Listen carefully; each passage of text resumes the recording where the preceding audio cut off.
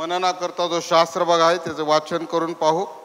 पवित्र शास्त्र यामधून नवीन करार मार्कुस शुभवर्तमान याचा 5वा अध्याय आणि 1 ते 20 वचन. नवीन करार यामधून मार्कुस शुभवर्तमान याचा 5वा अध्याय 1 ते 20 वचन. शास्त्र भाग वाचून घेऊया.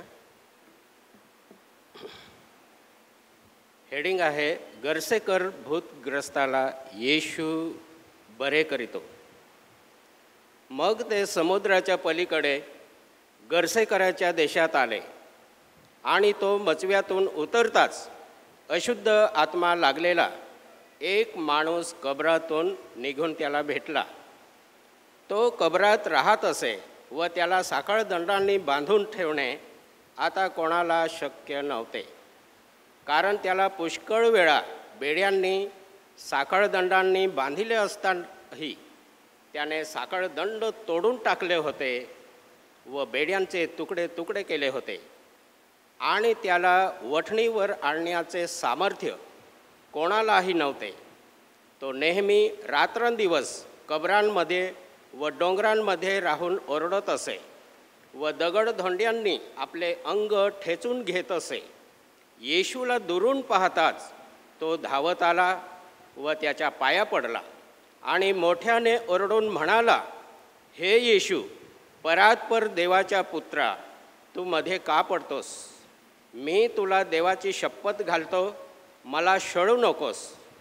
कारण तो त्याला म्हणत होता, अरे अशुद्ध आत्म्या, ह्या माणसातून निघ. त्याने त्याला विचारले, तुझे नाव काय? त्याने उत्तर दिले, माझे नाव सैन्य, कारण आम्ही पुष्कळ आहो आणि आम्हास ह्या देशातून घालवू नको, अशी तो त्याला आग्रहाने विनंती करीत होता. तेथे डोंगराच्या कडेला डुकरांचा एक मोठा कळप चरत होता. तेव्हा भूतांनी त्याला विनंती केली की आम्ही त्या डुकरांस शिरावे म्हणून त्यांच्याकडे आम्हास लावून दे. मग त्याने त्यांस परवानगी दिली. तेव्हा ते अशुद्ध आत्मे निघून डुकरांत शिरली आणि तो सुमारे 2000 डुकरांचा कळप तडक धावत जाऊन कड्यावरून समुद्रात पडला व पाण्यात गुदमरून मेला. डुकरे राखणारे पळाले व त्यांनी गावात व शेतामळ्यात हे वर्तमान सांगितले. तेव्हा काय झाले हे पाहावयास लोक आले. ते येशूजवळ आल्यावर तो भूतग्रस्त म्हणजे ज्यात सैन्य होते तो बसलेला, वस्त्र पांघरलेला आणि शुद्धीवर आलेला त्यांच्या दृष्टीस पडला आणि त्यांना भीती वाटली. ज्याने ते पाहिले होते त्यांनी भूतग्रस्ताला काय झाले ते व डुकरांविषयीची हकीकत त्यांना सांगितली. तेव्हा आपण आमच्या प्रांतातून निघून जावे असे ते त्याला विनवू लागले. मग तो मचव्यावर जात असता पूर्वी भूतग्रस्त असलेला माणूस त्याला विनंती करू लागला की मला आपल्याजवळ राहू द्या, परंतु त्याने त्याला येऊ दिले नाही. तर त्याला म्हटले, तू आपल्या घरी स्वकीयांकडे जा. प्रभूने तुझ्यासाठी केवढी मोठी कामे केली व तुझ्यावर कशी दया केली हे त्यांना सांग. तेव्हा तो निघाला आणि येशूने जी मोठी कामे त्याच्यासाठी केली होती ती दकापलीस प्रांतात जाहीर करू लागला. तेव्हा सर्वांस आश्चर्य वाटले. देवबाप वाचलेल्या वचनावर आशीर्वाद दे.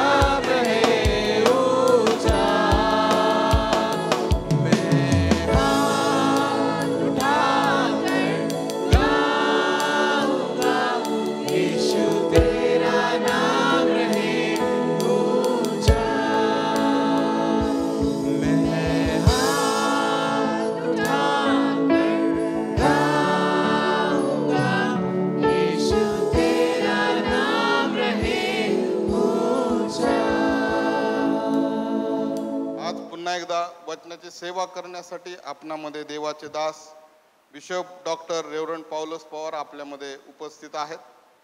नागपूर या ठिकाणाहून ते आपणामध्ये आलेले आहेत आणि पूर्वीपासूनच ते मंडळीमध्ये येत आहेत. विश्वानी या संस्थेमध्ये गेले 35 वर्ष ते सेवा करत आहेत. देवाने या दासाला सहाय्य केलं, कारण ते म्हणताना असं म्हणाले, आम्ही बोलत असताना की माझे रिटायरमेंट झाले पण संस्था काय मला सोडत नाही का. म्हणजे दास प्रामाणिक आणि विश्वासूपणे देवाची सेवा करतात.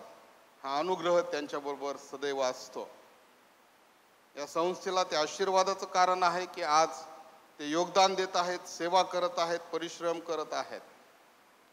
आणि त्याचप्रमाणे पाळक लोकांना मार्गदर्शन करणं, लीडर लोक तयार करणं, वेगळ्या भागामध्ये मीटिंग्स आणि सेमिनार घेणं, अशा रीतीने ते सेवा करत आहेत. त्यांना 2 मुली आहेत आणि त्या पुण्यामध्ये स्थायिक आहेत.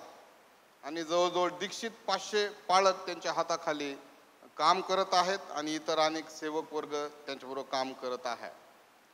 त्याने पाहिल्यानंतर ते मला म्हणाले, मी तुम्हाला नाही ओळखलं. मी म्हणालो, मी तुम्हाला ओळखलं. काही वर्षापूर्वी जेव्हा या मंडळीमध्ये मी तरुण असताना हा पहिला आणि दुसरा बेंच आमचा असायचा. दुसरा आणि कधीतरी मला जागा मिळेल तर पहिला. आणि त्या समय बाळकसाहेब वचनाची सेवा करण्यासाठी आले होते. पुनरुत्थानाचा संदेश होता आणि त्याचं हेडिंग होतं, योग्य ठिकाणी केलेला, योग्य व्यक्तीचा अयोग्य ठिकाणी केलेला शोध. योग्य व्यक्तीचा अयोग्य ठिकाणी केलेला शोध. आणि खूप सुंदर संदेश त्यावेळेस त्यांनी दिला होता. ते टायटल आजही माझ्या लक्षात आहे, ते वचन आजही माझ्या लक्षात आहे आणि मला सेवेमध्ये ते अधिक सहाय्यक झालेलं आहे. आणि म्हणून मी त्यांना म्हणालो, मी तुम्हाला ओळखत आहे.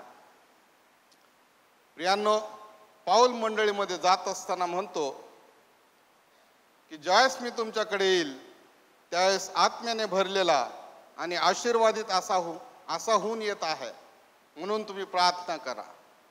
आणि माझा विश्वास आहे, आपल्या प्रार्थना आहेत की प्रभूचे दास आज अशाच सामर्थ्याने आणि प्रेरणेने या ठिकाणी आपल्याला आशीर्वाद देण्यासाठी देवाचं वचन घेऊन आलेले आहेत. आणि म्हणून हा समय मी त्यांच्या हातामध्ये समर्पित करतो, त्यांच्या हातामध्ये देतो. देवाचं वचन आपण विश्वासाने ऐकत आहोत. प्रभू आज आम्हाला या वचनातून आशीर्वाद देव. हा समय पाळक साहेबांच्या हातामध्ये मी देत आहे.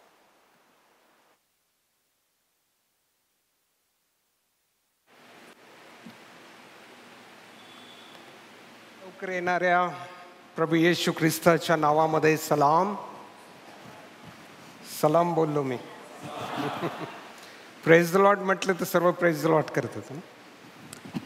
सो प्रियांनो, अतिशय आनंद आहे माझ्या अंतःकरणामध्ये आणि आय एम एक्साइटेड. आणि त्यातल्या त्यात तुमचं डिसिप्लिन बघून आणि मला असं वाटतं चर्चचं रिनोव्हेशन झाल्यानंतर पहिल्यांदा येतो. ज्यावेळेला आलो होतो त्यावेळेस काहीतरी काम चालू होतं असं मला वाटतं. म्हणजे अनेक वर्षानंतर मी आज प्रभूने मला तुमच्यामध्ये आणलेला आहे. त्याबद्दल मी प्रभूचा आभारी आहे. प्रभूने संधी दिलेली आहे त्याच्या वचनामधून सेवा करण्याची. आज फार विशेष अशा प्रकारचा खास संदेश परमेश्वराने आधी माझ्यासाठी आणि नंतर तुमच्यासाठी. तर आपण हा संदेश अतिशय प्रार्थनापूर्वक ऐकूया. प्रभूला म्हणूया, प्रभू माझ्याशी बोल, माझी भेट घे.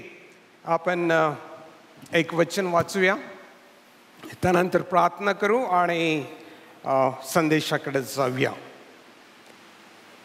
मार्कचा 4था अध्याय 35 वचन.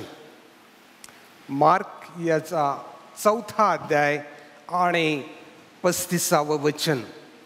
त्याच दिवशी संध्याकाळ झाल्यावर तो त्यांना म्हणाला, आपण पलीकडे जाऊया, आपण पलीकडे जाऊया, आपण पलीकडे जाऊया. प्रार्थना करूया. सर्वसमर्थ स्वर्गीय पित्या,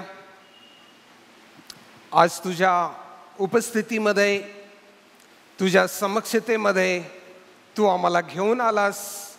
तुझ्या वचनाच्या सभोवती तू आम्हाला बसवलेला आहेस. तुझा पवित्र आत्मा आमच्यामध्ये आहे आणि म्हणून आमची विनंती आहे की तुझ्या वचनाच्या द्वारे, तुझ्या पवित्र आत्म्याच्या द्वारे तू आमची नव्याने भेट घे. आमच्याशी बोल, आम्हाला प्रेरित कर. आम्ही काय करावं, कसं जीवन जगावं, तुझी काय अपेक्षा आहे, या गोष्टी तू आम्हाला सांग. प्रभू बोल, तुझा दास ऐकत आहे. प्रभू तू बोल, तुझी दासी ऐकत आहे. येशू आमचं तारणारा याच्या नावाने मागतो म्हणून तू ऐक. आमेन. प्रभू येशू ख्रिस्त आपल्या शिष्यांसोबत असताना शिष्यांना म्हणतो, चला आपण पलीकडे जाऊया. या शब्दावर, या वाक्यावर जर आपण विचार केला तर त्यामध्ये एक महत्वाची बाब आम्हाला दिसून येते की प्रभू येशू ख्रिस्त त्याचा जो उद्देश आहे त्या उद्दिष्टाबद्दल तो बोलतो आहे. माझा उद्देश आहे, माझं एक कार्य आहे, मला ते कार्य करायचं आहे आणि त्यासाठी तुम्ही माझ्याबरोबर चला. आपण आता पलीकडे जाऊया. या ठिकाणी मी कार्य केलेलं आहे, आता माझी गरज पलीकडे आहे. मला पलीकडे जायचं आहे आणि जो व्यक्ती बंदिवासामध्ये आहे, जो व्यक्ती त्रासामध्ये आहे, अंधकारामध्ये आहे, त्याला मला घेऊन यायचं आहे. हा उद्देश प्रभू येशू ख्रिस्ताचा होता आणि तो उद्देश अर्थातच प्रभू येशू ख्रिस्ताने पूर्ण केलेला आहे. आणि ज्या वेळेला त्यांनी प्रवासाला सुरुवात केली त्यावेळेस आम्हाला माहित आहे की त्या नावेमध्ये, मत्स्यामध्ये प्रभू येशू होता, शिष्य होते. प्रभू येशू ख्रिस्त हा झोपलेला होता आणि प्रवास जेव्हा त्यांनी सुरू केला त्यावेळेला अडथळे आलेत, लाटा आल्यात, वादळ आलं, तरी देखील प्रवास चालूच होता. परंतु लक्षात घ्या प्रियांनो, शिष्य भयभीत झालेले होते. शिष्यांचा विश्वास नव्हता. त्यांना भीती वाटली की आता या वादळाच्या द्वारे आणि हे जे लाटा आलेल्या आहेत याद्वारे आपण बुडणार आहोत आणि आपण मरणार आहोत. परंतु त्या नावेमध्ये, त्या मत्स्यामध्ये जीवन देणारा प्रभू येशू ख्रिस्त होता, हे मात्र ते विसरलेले होते. येशू ख्रिस्त आमच्या सोबत ज्या वेळेला असतो त्यावेळेला आम्हाला कुठल्याही गोष्टीला घाबरण्याची कुठलीही गरज नाही. कारण प्रभू येशू ख्रिस्त स्वतः आमच्या बरोबर आहे. त्याने अभिवचन दिलेलं आहे की मी युगाच्या समाप्तीपर्यंत तुम्हा बरोबर असेल, मी सर्व दिवस तुम्हा बरोबर असेल, मी तुम्हाला सोडणार नाही, मी तुम्हाला टाकणार नाही, मी तुमच्या बरोबर असेल. आणि इतकं सर्व त्याने सांगितल्यानंतर जर आम्ही भीतो म्हणजेच आम्ही त्याला ओळखलेलं नाही, आम्ही त्याला मान्य केलेलं नाही की तो निर्माता आहे, तो जीवन देणारा आहे, तो सर्वसमर्थ आहे, हे आम्ही अजिबात ओळखलेलं नाही. आमच्या जीवनामध्ये वेगवेगळ्या प्रकारचे वादळे येतात, वेगवेगळ्या प्रकारच्या लाटा येतात. कौटुंबिक जीवनामध्ये, व्यक्तिगत जीवनामध्ये, आमच्या मंडळीच्या जीवनामध्ये वेगवेगळ्या प्रकारच्या मोठमोठ्या समस्या येतात. आणि त्यावेळेला आम्ही हे विसरतो की जो उपाय करणारा आहे, जो मार्ग काढणारा आहे, जो मदत करणारा आहे, तो माझ्या बरोबर आहे. प्रियानो, 3 वाजता मी उठलो आणि यावर मी विचार करत होतो. त्यावेळेला प्रभूने मला सांगितलं, मी असताना कुठल्याही परिस्थितीला घाबरायचं नाही. तो आहे. तुमच्या आमच्या घरामध्ये समस्या आहेत, वेगवेगळ्या प्रकारच्या आहेत, परंतु ख्रिस्त देखील आमच्या बरोबर आहे. ख्रिस्त आमची गंमत पाहत बसत नाही. ख्रिस्त आमची फजिती करण्यासाठी आम्हाला समस्येमध्ये टाकत नाही. या समस्या, हे आजार आमच्यासाठी चांगले आहेत.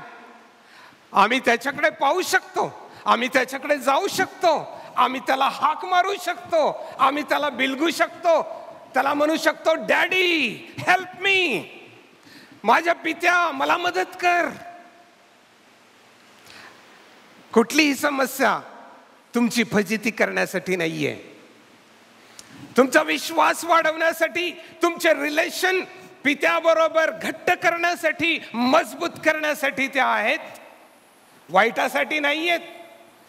तुमचं अहित व्हावं त्यासाठी नाहीयेत, चांगल्यासाठी आहेत. आणि हे मी अनुभवतो आहे, हे मी अनुभवलेलं आहे.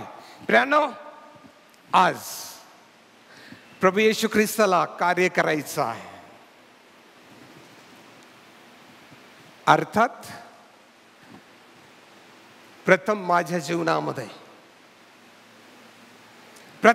जीवनामध्ये, आपल्या व्यक्तिगत जीवनामध्ये, प्रत्येकाच्या जीवनामध्ये त्याला कार्य करायचं आहे. आणि जर त्याने तुमच्या जीवनामध्ये, माझ्या जीवनामध्ये त्याने जर कार्य करावं, तर त्यासाठी सर्वात प्रथम काय करावं लागेल? सर्वात प्रथम आपण संदेशामध्ये बघणार आहोत. मी सांगतो, त्याच्या आधीच सांगतो की आम्हाला त्याच्याकडे जावं लागेल. त्याच्याकडे जावं लागेल, त्याची भेट घ्यावी लागेल, त्याच्या पाया पडावं लागेल, त्याला कबूल करावं लागेल, आणि मग तो कार्य करेल. तो म्हणतो शिष्यांना, आपण पलीकडे जाऊया. प्रवास करतात, पलीकडे जातात. काय काय होतं ते तुम्हाला माहित आहे. आता 5व्या अध्यायाच्या 1ल्या वचनामध्ये, आता या जो शास्त्र भाग वाचलेला आहे यामध्ये 20 वचनं आहेत. मोठा शास्त्र भाग आहे, परंतु मी प्रत्येक वचनावर विश्लेषण करणार नाही. परंतु या ठिकाणी 11 दृश्य आहेत, चित्र आहेत.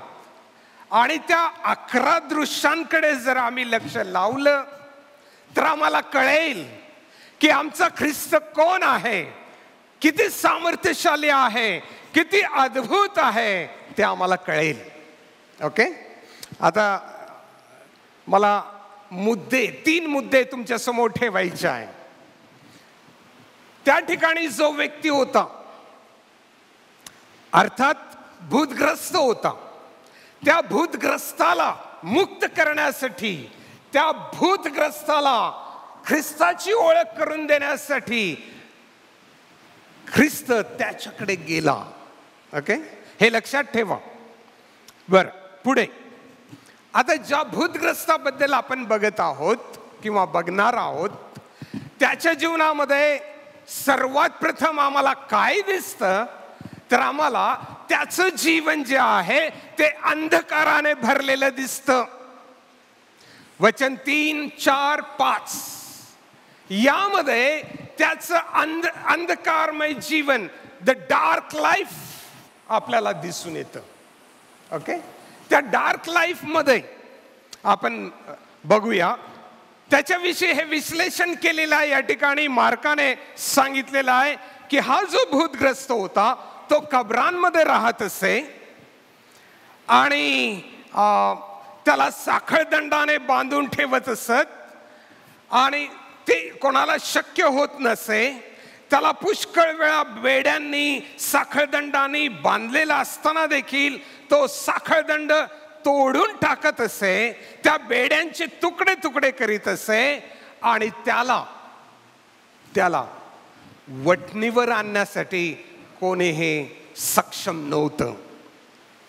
कोणालाही सामर्थ्य नव्हतं की याला वटणीवर आणावं, याला मार्गात न्यावं, याचं जीवन बदलावं. नव्हे. त्यातल्या त्यात जो मुख्य विषय आज आहे, transformation is expected in your life. तुमच्या जीवनामध्ये, आमच्या माझ्या जीवनामध्ये बदल हा अपेक्षित आहे. ख्रिस्ती म्हटला की तो बदललेला असावा.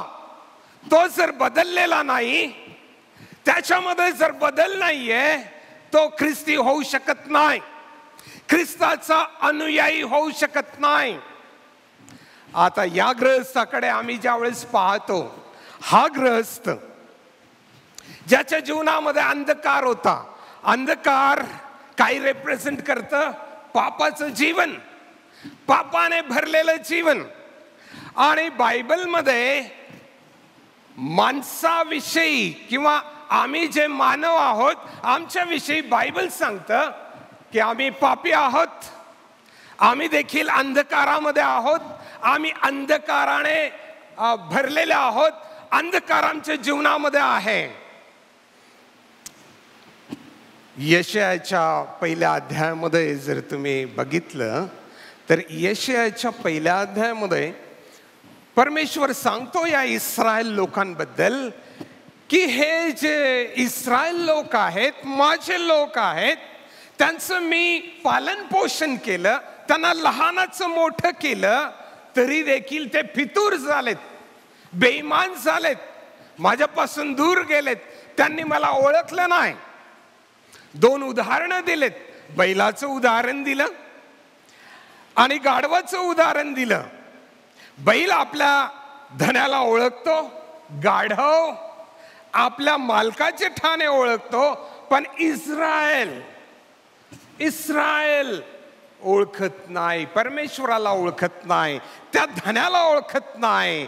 आणि त्यांच्याविषयी म्हटलेलं आहे, जे त्यांच्याविषयी आहे तेच आमच्याविषयी आहे. काय म्हटलेलं आहे? हे किती पापिष्ट राष्ट्र आहे, दुष्कर्माने भरलेले लोक आहेत, दुर्जनांची संतती, ही आचार भ्रष्ट मुले आहेत, यांनी परमेश्वराला सोडलेला आहे, पवित्र प्रभूला तुच्छ मानलेला आहे, ते माघारी गेलेले आहे. हे कोणाविषयी आहे? अर्थात त्यांच्याविषयी, आज तुमच्याविषयी, तुमच्याविषयी, माझ्याविषयी आहे. आणि पुढे काय म्हटलेलं आहे? पुढे म्हटलेलं आहे, पायाच्या तळव्यापासून तर मस्तकापर्यंत काहीच धड नाही, काहीच धड नाही. जखमा आहेत, चंचरलेल्या आहेत, पुवाळलेले घाय आहेत, ते कोणीही पिळून काढत नाही, त्यावर कोणी पट्टी बांधत नाही, कोणी तेलाने नरम करत नाही. अशा प्रकारची स्थिती झालेले लोक, बिकट स्थिती आहे, वाईट स्थिती आहे. आणि आज जरी आपण चर्चमध्ये आहोत, या चर्चमध्ये बसलेल्या लोकांपैकी अनेक लोकांची स्थिती या भूतग्रस्तासारखी आहे. कब्रांमध्ये, डोंगरावर ओरडत आहेत, नग्न अवस्थेमध्ये आहे, इकडे तिकडे फिरत आहेत, देवाशी कुठल्याही प्रकारचा संबंध नाहीये, देवाला शोधत नाही, देवाच्या जवळ येत नाहीत, त्यांना वेळ नाहीये. बाकी काम करायला त्यांना वेळ आहे, परंतु प्रभूसाठी वेळ नाहीये, प्रभूच्या चरणाजवळ येण्यासाठी वेळ नाहीये. आज असे अनेक लोक ख्रिस्ती समाजामध्ये आहेत. कदाचित कोणीतरी आज या ठिकाणी असाच व्यक्ती असेल. प्रियानो, आज प्रभूचं वचन आज आम्हाला सांगता आहे की अशा प्रकारच्या अंधकारमय जीवनामध्ये जर आम्ही असू तर आमचा नाश आहे, तर आमचा नाश आहे.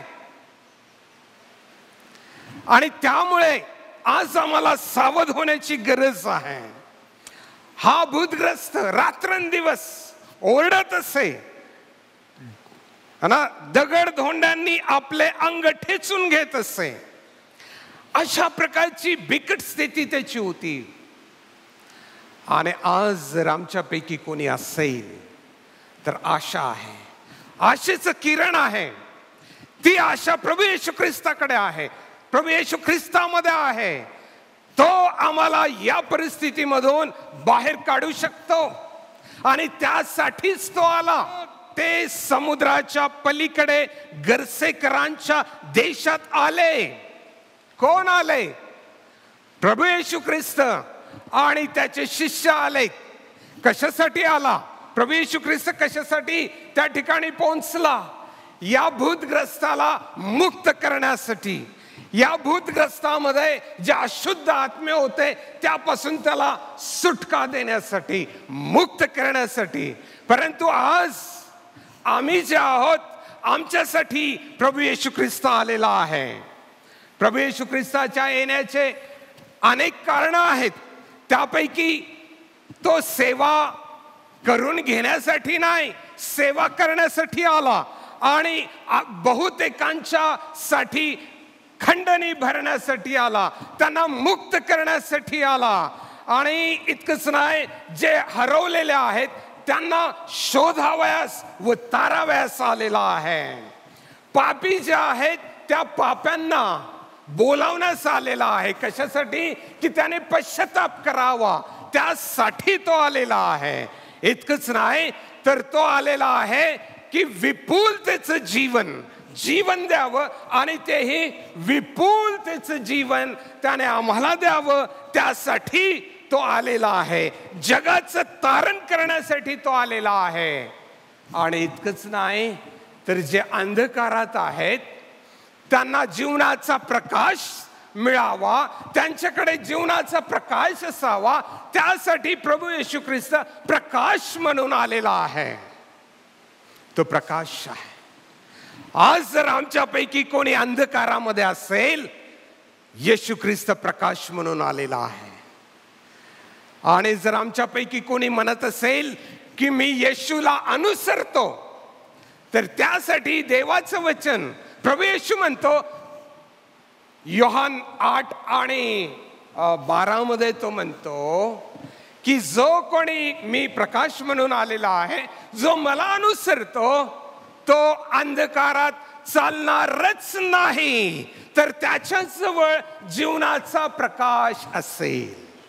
हा प्रभू येशू तुम्हाला आणि मला जीवनाचा प्रकाश देण्यासाठी, प्रकाशित करण्यासाठी, यासाठी आम्हाला प्रकाशित करतो की बाकी ज्या अंधकारामध्ये आहेत त्यांना आम्ही प्रकाशामध्ये आणावं, त्यांना आम्ही प्रकाशित करावं.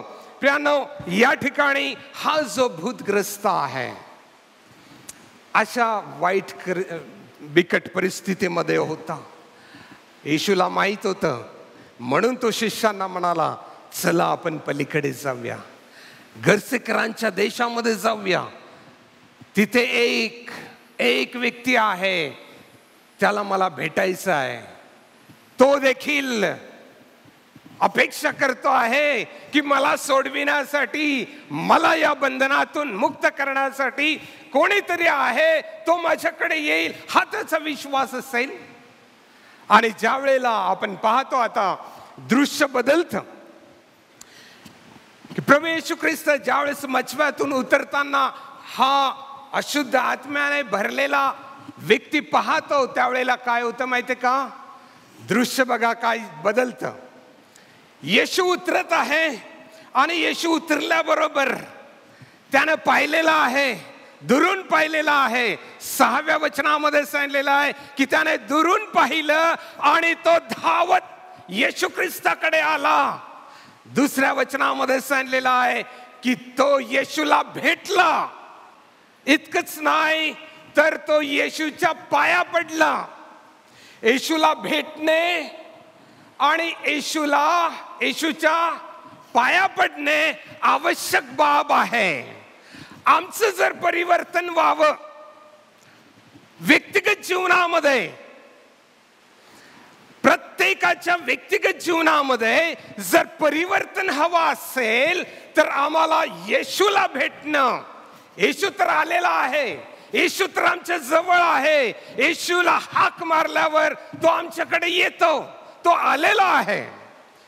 तुम्हाला शोधण्यासाठी आला, बदलण्यासाठी आला, ट्रान्सफॉर्मेशन तुमच्या जीवनामध्ये करण्यासाठी तो आलेला आहे. परंतु माझं आणि तुमचं कर्तव्य आहे की येशू आलेला आहे, त्याला मला भेटायचं आहे.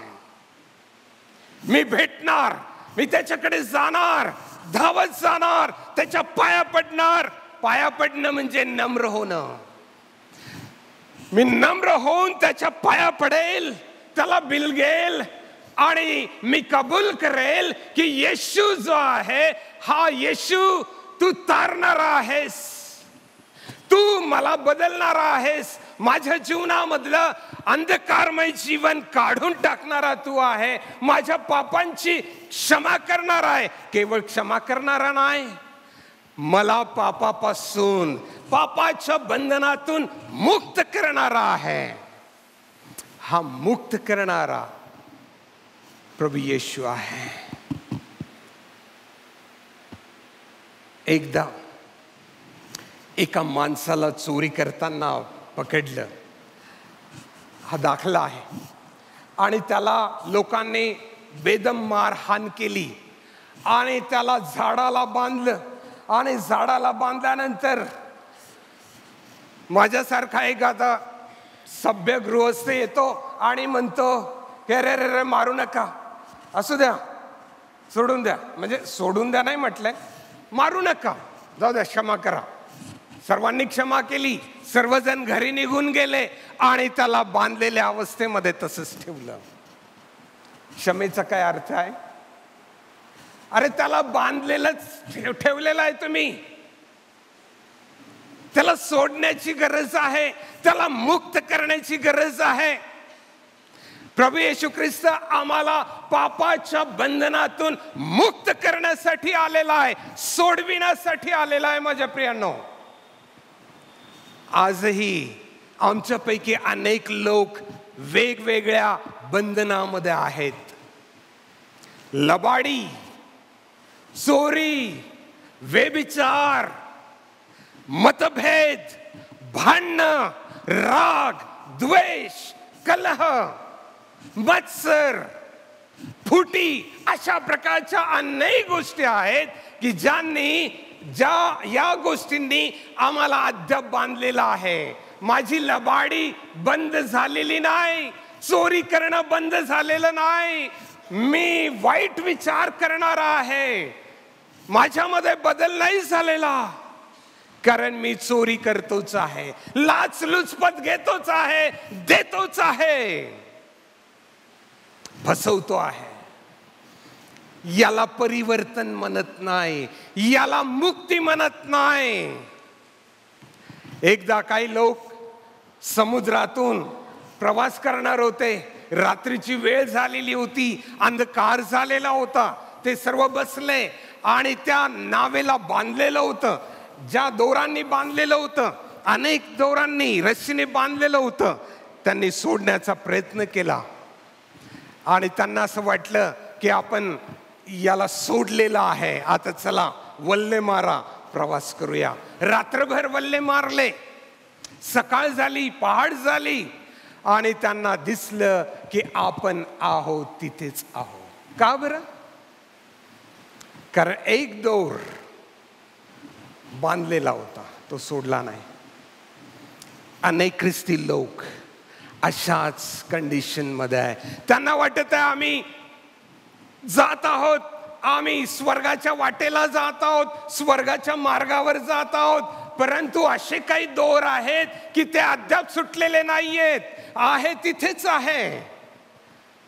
हा जो ग्रहस्थ आहे, भूतग्रस्त, तो येशूकडे आला, चांगली गोष्ट केली त्याने, येशूच्या पाया पडला आणि त्याच्यामध्ये जे अशुद्ध आत्मे होते ते ओरडले, हे येशू परात्पर देवाचा पुत्र. त्यांनी ओळखलं की तो देवाचा परात्पर पुत्र आहे, तो एकमात्र देव आहे की जो आम्हाला पापाच्या बंधनातून मुक्त करू शकतो.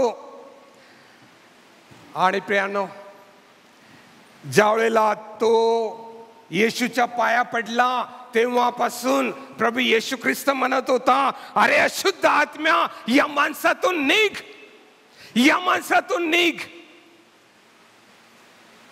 निघाले की नाही? ना, भूत सहसा निघत नाही. परंतु प्रभू येशू ख्रिस्ताने नाव विचारलं, तुझं नाव काय? त्याने काय सांगितलं नाव? सैन्य. सैन्य म्हणजे प्रचंड लोक, प्रचंड अशुद्ध आत्मे, 2000 पेक्षा अधिक. आणि त्यांनी ती कबुली दिली. प्रभू आज तुम्हाला आणि मला विचारतोय, काय नाव काय? माझं नाव पौलुस पवार. ते विचारत नाही. आमच्यामध्ये जे अशुद्ध आत्मे आहेत त्यांना विचारत आहे, कोण आहे? चोरी लबाडी या ज्या वाईट गोष्टी आहेत त्या आहेत का? त्या अशुद्ध आत्मे जर असेल तर आम्हाला कबूल करायचं आहे. आणि ज्या वेळेला आम्ही कबूल करू ना, एक फार सुंदर वचन आहे, रोमकरासपत्र 10वा अध्याय आणि 9 व 10वं वचन. प्रभू येशू आहे असे जर तू आपल्या मुखाने कबूल करशील आणि देवाने त्याला मेलेल्यातून उठविले असा आपल्या अंतःकरणात विश्वास ठेवशील तर तुझे तारण होईल. पुढे काय म्हटलेलं आहे? कारण जो अंतःकरणाने विश्वास ठेवतो तो नीतिमान ठरतो व जो मुखाने कबूल करतो त्याचे तारण होते. तारणासाठी या पायऱ्या आहेत. ख्रिस्ताकडे यायचं आहे. त्यानंतर दृश्य बदलतं आहे. त्या माणसातलं जे काही भूत आहे ते आता प्रभू येशू ख्रिस्ताला विनंती करत आहेत, प्रार्थना करीत आहेत. काय प्रार्थना करीत आहेत? आम्हाला या देशातून घालू नको, असू दे इथेच, चांगलं आहे, यांच्यामध्येच असू दे. परंतु प्रभूने त्यांची विनंती ऐकली नाही. पुन्हा त्यांनी विनंती केली, कारण त्या अशुद्ध आत्म्यांनी दूरवर पाहिलं तर काय म्हणतात त्याला, डुकरांचा कळप चरताना त्यांनी पाहिला. आणि त्यांनी विनंती केली की त्या डुकरांमध्ये जाण्यासाठी तू आज्ञा कर. आणि ती त्यांची विनंती प्रभूने ऐकली. त्यांना परमिशन ग्रांट केलं, परवानगी दिली, जा. गेलेत. आणि काय झालं तुम्हाला माहित आहे? ते त्या कठाड्यावरून समुद्रामध्ये पडलेत, गुदमरून मरण पावले, हे आम्हाला माहित आहे. हे दृश्य. त्यानंतर काय दृश्य दिसतं? त्यानंतर जे गुरे, हे डुकर राखणारे जे होते ते गावामध्ये पळालेत आणि गावामध्ये वार्ता गाजविली की येशू आला. येशूने अशा प्रकारे त्या भूतग्रस्तामधून अशुद्ध आत्मे काढले आणि त्या अशुद्ध आत्म्यांना आपल्या डुकरांमध्ये पाठवलं आणि डुकर मरण पावले. आणि माहिती काय झालं? दृश्य बदललं. एक चांगलं दृश्य.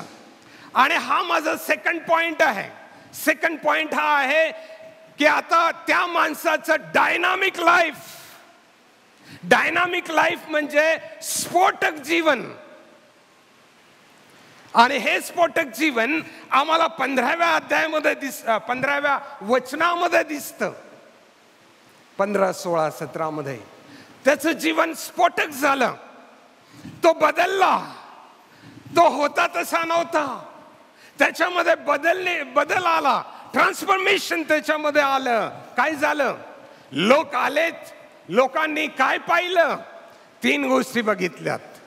पहिली गोष्ट, येशू ख्रिस्ताच्या चरणाजवळ बसलेला, नंबर 1 इम्पॉर्टंट, सहभागिता घेताना, येशूला बिलगताना, येशूवर प्रेम करताना, येशू बरोबर बोलताना, येशूचं ऐकताना बसलेला. एक प्रश्न, किती जण येशूच्या जवळ बसतात? हात नकोय मला, येशूजवळ बसलेले लोक तुम्हाला पाहतात की चर्चमध्ये सुंदर ड्रेस घालून रांगेमध्ये शिस्तीमध्ये तुम्ही आलात बसला हे बघतात? त्या गोष्टीला अर्थ नाहीये. तुम्हाला आणि मला जगाने बघावं की आम्ही येशूच्या चरणाजवळ बसतो, समर्पित होतो, त्याचं ऐकतो, त्याच्याशी बोलतो, सहभागिता घेतो. आम्ही रिलेशन वाढविलेले आहे. बसणारे ख्रिस्ती तुम्ही आहात का? ख्रिस्ताच्या चरणाजवळ बसणारे ख्रिस्ती तुम्ही आहात का?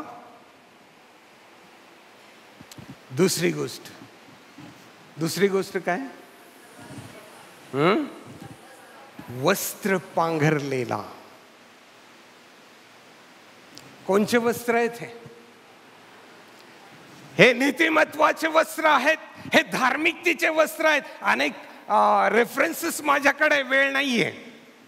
हे नीतिमत्वाचे वस्त्र आहेत, धार्मिकतेचे वस्त्र आहेत. आणि ज्या वेळेला आपण पाण्यामध्ये बुडून बाप्तिस्मा घेतो आणि बाहेर येतो त्यावेळेस गलती 3:27 मध्ये सांगितल्याप्रमाणे आम्ही येशू ख्रिस्ताला परिधान केलेले असतो. येशू ख्रिस्ताचं काय म्हणतात त्याला, वस्त्र आम्हाला मिळतं. माझ्या अंगात जो ड्रेस दिसतो तो माझ्या मोठ्या भावाने दिलेला आहे. येशू हा आम्हाला नग्न अवस्थेमध्ये ठेवत नाही. हा व्यक्ती नग्न होता, विवस्त्र होता, असाच फिरत होता. त्याचं शरीर लोकांना दिसत असे, पण येशूने त्याची नग्नता, त्याची लाज झाकली. त्याला वस्त्र दिलेत, वस्त्र पांघरलेला. शरीर दाखवताना, शरीराचं प्रदर्शन करताना नाही, वस्त्र पांघरलेला. किती लोकांनी तारणाचे, किती लोकांनी नीतिमत्वाचे, धार्मिकतेचे वस्त्र पांघरलेले आहेत. गरज आहे जगाला दिसावं. तिसरी गोष्ट या ठिकाणी दिसते आहे, तो शुद्धीवर आलेला. तो शुद्धीवर नव्हता, पण आता तो शुद्धीवर आलेला आहे. प्रभूचं नाव गुणगान घेतो आहे, गुणगान करतो आहे. प्रभू तू महान आहेस, प्रभू तू तारणारा आहेस, तू मला क्षमा केलेली आहेस, तू मला तुझ्या कुटुंबात घेतलेला आहे, तुझ्या राज्यामध्ये मला तू सामील केलेला आहे, मी तुला धन्यवाद देतो. शुद्धीवर आलेले लोक भक्ती करणारे असतात, आराधना करणारे असतात, प्रभूला उंच करणारे असतात. त्याचे अद्भुत कार्य, त्याचं वर्णन ते करतात. काय आपण शुद्धीवर आलेले आहोत? जग बघते. जगाला थोडा वेळ बाजूला ठेवा. तुमच्या घरातील मुलं तुम्हाला बघतात का? प्रार्थना करताना, येशूच्या चरणाजवळ बसताना तुम्ही नीतिमत्वाचे वस्त्र घातलेले आहेत. तुम्ही शुद्धीवर आहात, शिव्या देत नाही, आईसोबत भांडत नाही, पप्पा सोबत भांडत नाही. तुम्ही शुद्धीवर आहात. तुम्ही चिडचिड करत नाही, तुम्ही अयोग्य बोलत नाही, कारण तुम्ही शुद्धीवर आहात. तुमची लेकरं बघतात का? तुमच्या घरातले लेकरं बघतात का? तुमचे शेजारी बघतात का? हे जग बघताय का की आमच्यामध्ये ट्रान्सफॉर्मेशन, आमच्या जीवनामध्ये बदल घडलेला आहे? हा बदल अपेक्षित आहे. पुढे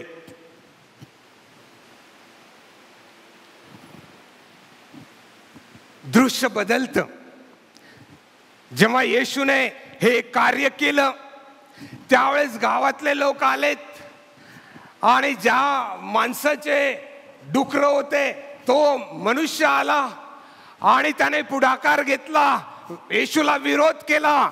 येशू तुझी गरज या ठिकाणी नाहीये, तू निघून जा, तू निघून जा.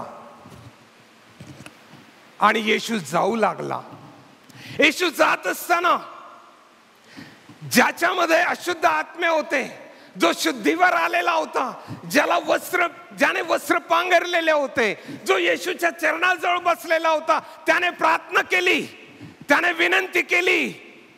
येशू जात होता आणि तो म्हणतो, प्रभू येशू, माझ्या पित्या, माझ्या तारणाऱ्या, मला मुक्त करणाऱ्या मुक्तिदात्या, मलाही तुझ्या बरोबर यायचं आहे, मलाही येऊ दे. किती लोकांची इच्छा आहे अशा प्रकारे प्रभूच्या जवळ जाण्याची? कोणाची? माझी इच्छा आहे. हां, थँक्यू. आहे, बरेच जणांची आहे. येशू जवळ जायचंय, येशू बरोबर जायचंय, येशू बरोबर राहायचंय. होय, आणि चांगली बाब आहे, त्यात काही वाईट नाहीये. पण काय त्या माणसाची प्रार्थना ऐकली प्रभूने? नाही. प्रार्थना वाईट होती, प्रार्थना चुकीची होती? नाही, चांगली प्रार्थना होती. आज प्रभू जे उत्तर देतो ते तुमच्यासाठी आहे, तुमच्यासाठी आहे, तुमच्यासाठी. काय म्हणाला प्रभू?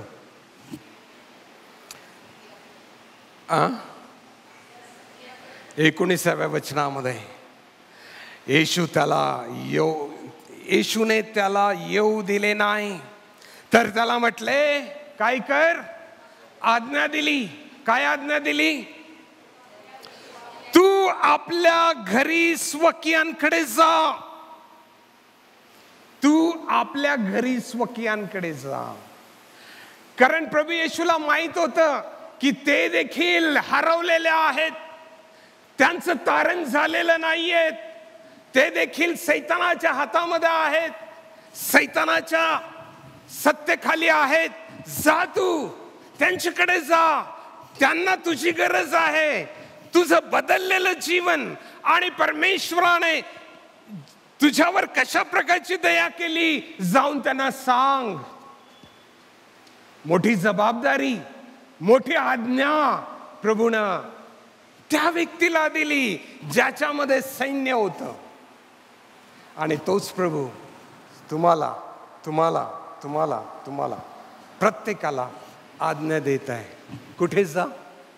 स्वकीयांकडे जा. आपल्या कुटुंबामध्ये जा, आपल्या लेकरांकडे जा, आपल्या नातेवाईकांकडे जा. त्यांच्यामध्ये परिवर्तन येऊ द्या, त्यांनाही ख्रिस्ताकडे घेऊन या, त्यांनाही सांगा. चांगलं आहे ना? काय आमचे सर्व नातेवाईक ख्रिस्ती आहेत? सर्वांचं नाव जीवनाच्या पुस्तकात लिहिलेलं आहे का? Don't know. मग त्यांच्याबद्दल काय? नरकामध्ये जो श्रीमंत व्यक्ती गेला होता, त्याला त्या ठिकाणी आपल्या 5 भावांची आठवण होते. केव्हा होते? आराम करत असताना, मजा करत असताना, एन्जॉयमेंट करत असताना का? नाही, यातना भोगत असताना. यातना भोगत असताना उशीर झालेला आहे, आता आठवण करून. पण चांगली बातमी सांगितली होती. काय सांगितलं होतं त्याला? आता इथून तर कोणी जाऊ शकत नाही, स्वर्गातून पृथ्वीवर कोणी जाऊ शकत नाही, पण त्यांच्याकडे काय आहे? त्यांच्याकडे काय आहे?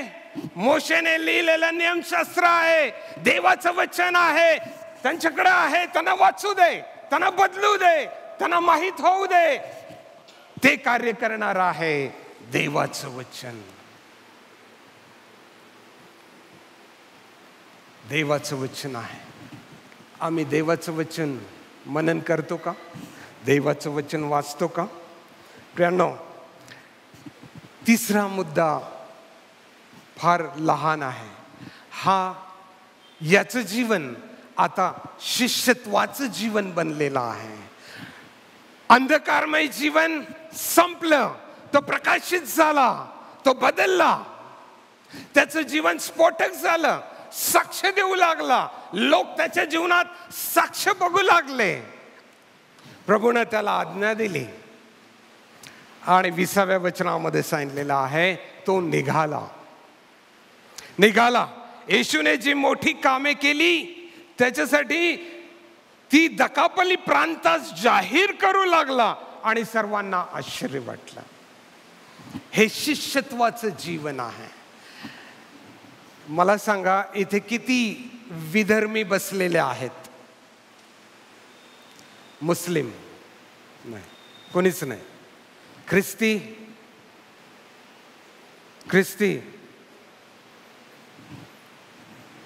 आता लक्षपूर्वक ऐका, किती शिष्य आहेत? ख्रिस्ती तर सर्वच आहेत. किती शिष्य आहेत? किती शिष्य आहेत? प्रश्न आहे.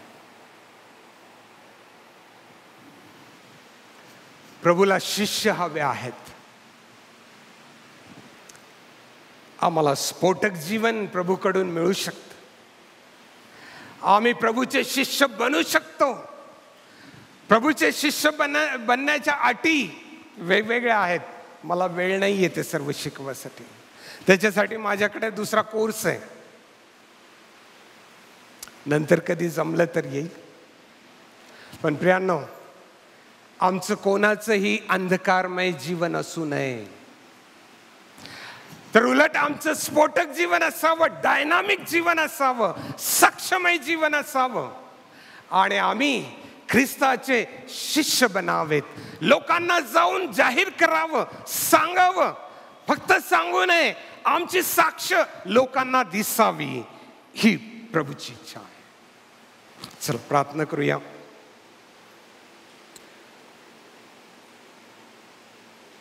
आज प्रभूने वेगवेगळे दृश्य आमच्या समोर ठेवलेले आहेत. प्रभू आमच्याशी बोललेला आहे अंधकारमय जीवनाविषयी, स्फोटक जीवनाविषयी आणि शिष्यत्वाच्या जीवनाविषयी प्रभू बोललेला आहे. यापैकी स्फोटक जीवन आमचं असावं, आमचं जीवन शिष्यत्वाचं असावं, आम्ही खरे शिष्य बनावे, हे प्रभूला पाहिजे आहे. आणि त्यासाठी आज आपण येशू ख्रिस्ताकडे येऊया, त्याच्या पाया पडूया, त्याला समर्पित होऊया, कबूल करूया आणि त्याला म्हणूया, प्रभू माझं जीवन स्फोटक बनव, सक्षमय बनव. माझ्या जीवनाद्वारे लोकांना कळू देत की तू जिवंत देव आहेस, तू तारणारा आहेस. आणि खरं शिष्यत्वाचं जीवन जगण्यासाठी तू माझं आणि आम्हा प्रत्येकाचं सहाय्य कर. येशू आमचा तारणारा, याच्या नावात मागतो म्हणून तो ऐक. आमेन. जे नीतिमत्वाचे तहानेले भुकेले ते धन्य, कारण ते तृप्त होतील. आज अनेक जण ते तृप्ती, ती शांती घेऊन आपल्या घरी जात आहेत. देवाने या दासाचं येणं आशीर्वादित केलेलं आहे. साहेब, तुमची इथून पुढची सेवा प्रभू अधिक आशीर्वादित आणि फलदायी करो. आणि त्याचप्रमाणे या सेवेच्या वाटचालीत प्रभू तुम्हाला अधिक आशीर्वाद देव. सुंदर वचनाबद्दल देवाचे आभार मानूया, त्याला गौरव आणि त्याची स्तुती करू. सर्वजण उभा राहूया. प्रभूची प्रार्थना म्हणून आशीर्वाद घेऊ. सुवंदे देवा हे गीत गाऊया, प्रार्थना करूया. स्वर्गीय पिता, आम्ही तुला धन्यवाद देतो, तुला गौरवितो, तुझी स्तुती करतो. कारण प्रभू तुझं वचन सामर्थ्याने आमच्यापर्यंत आलं. आणि प्रभू खरोखर त्याने आमच्या जीवनाचा, हृदयाचा ठाव घेतलास. आणि तुझ्या वचनाने आमचं हृदय आणि अंतःकरण तू शुद्ध केलंस, नवीनीकरणाचा अनुभव दिलास. आमचा आत्मा तुझ्यामध्ये हर्षित केला, ताजा तवाना केलास. तुझ्यामधला आनंद, तुझी समक्षता, तुझे आशीर्वाद आणि तुझी शांती, तुझं नीतिमत्व आम्ही घेऊन या ठिकाणाहून जात आहोत. प्रभू तू आम्हाला सहाय्य कर. नीतिमानाचं पवित्र जीवन जगण्यास कृपा पुरव. आणि प्रभू तुझं गौरव करून घ्या. पुन्हा एकदा प्रभू तुझे दास आमचे ख्रिस्तात बंधू bishop doctor reverend Paulus Pawar, त्यांचं येणं आशीर्वादित केलं, वचनाची सेवा फलदायी केली. या दासावर तुझी कृपादृष्टी सदैव असू दे. विश्ववाणीमध्ये प्रभू एका पदावर ते सेवा करत आहेत आणि प्रभू या संस्थेचा भार ते वाहत आहेत. त्यांच्या प्रार्थना ऐकून उत्तर देणारा देवबाप तू हो, त्याच्या संगती तू राहा. आणि प्रभुदेवा, ज्या आत्म्याच्या कळवळ्याने त्यांना तू भरलेला आहेस, तुझ्यामध्ये केलेले श्रम कधी व्यर्थ नाहीत. आणि म्हणून प्रभू, ज्या रीतीने त्यांची गरज आहे ती प्रत्येक गरज ख्रिस्त येशूमध्ये पूर्णत्वास घेऊन जाणारा देवबाप तू हो. आर्थिक रीतीने त्यांना अधिक समृद्ध कर, यासाठी की तुझं राज्य अधिक वाढत जावं. आमचे हात अधिक बळकट कर, आमच्या मनाला अधिक प्रेरणा दे प्रभू. आम्ही धनावर नाही तर तुझ्यावर प्रीती करणारे आम्ही लोक असे व्हावे अशी कृपा कर. कारण तुझ्या वचनात म्हटलं, जे ते तुझं धन आहे ते ते तुझं मन रमेल. होय प्रभू, तू आमचं धन आहेस आणि म्हणून आम्हाला सहाय्य हो प्रभू. आजची उपासना आशीर्वादित केले याबद्दल आम्ही तुझे मनापासून आभार मानतो. सर्व गौरव आणि सन्मान तुला देऊन नम्र होत आम्ही तुझ्या हातामध्ये समर्पित होतो. तारणारा उद्धारक प्रभू ख्रिस्त याच्या गोड आणि प्रिय नावात मागतो म्हणून तुम्ही ऐका. आमेन. हे आमच्या स्वर्गातील बापा, तुझे नाम पवित्र मानले जा. तुझे राज्य जसे स्वर्गात तसे पृथ्वीवर तुझ्या इच्छेप्रमाणे हो. आमची रोजची भाकर आज आम्हाला दे. जसे आमच्या ऋणात सोडून सोडले आहे तसेच तो आमच्या ऋणी आम्हाला सोड, आणि आम्हाला पैसे ता नकोस तर आम्हाला सदापासून सोड. कारण की राज्य सामर्थ्याने करो, ही सर्व काळ तुझीच आहे. आमीन. आता परमेश्वर आपणास आशीर्वाद देव, आपले संरक्षण करो. परमेश्वर आपला मुख प्रकाश आपणावर पाडो, आपणास शांती देव. परमेश्वर आपला मुख प्रकाश आपणावर पाडो. त्या देवबापाची प्रीती, तारणारा उद्धारक पुनरुत्थित प्रभू ख्रिस्त याची कृपा आणि पवित्र आत्म्याची पवित्र सहभागिता आपणा सणांबरोबर, इथं जमलेल्या प्रत्येकाबरोबर, देवाच्या सर्व लेकरांबरोबर, त्याप्रमाणे प्रभू आज तुझ्या वचनाचे सेवक, तुझे दास, आमचे बंधू pastor bishop doctor reverend Paulus Pawar, त्याप्रमाणे सर्व त्यांचे विश्ववाणीचे पाळकीय टीम आणि या संस्थेबरोबर, त्यांच्या मंडळांबरोबर, त्यामध्ये काम करणाऱ्या प्रत्येक सेवकाबरोबर आता आणि इथून पुढे प्रभूचं दुसरे येणूपर्यंत सदा सर्व काळ असो. आमेन.